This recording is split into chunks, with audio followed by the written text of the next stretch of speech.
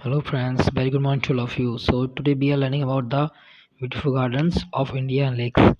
So first one is beautiful garden at Mysore, Karnataka. The name is Brindavan Garden. The Brindavan Garden is most beautiful garden of India.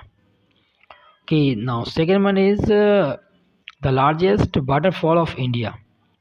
Nahkal Kai Falls. The largest waterfall of India is the Nahkal Kai Falls.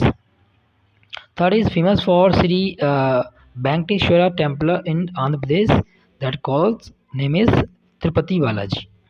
Now next question is the place where Gautam Buddha attained enlightenment. Answer is Bodh Gaya, Bihar. Okay, now where the place Gautam Buddha take attainment alignment. Five is the temple in Gujarat invaded several times by foreign invaders. The answer is Somnath temple. Sixth one is in Rajasthan known as Venice of India. Answer is Udaipur. Udaipur are also called the Venice of India. Now question number 7 is beautiful hill station in West Bengal. Beautiful hill station of West Bengal is Darjeeling. That call is Darjeeling.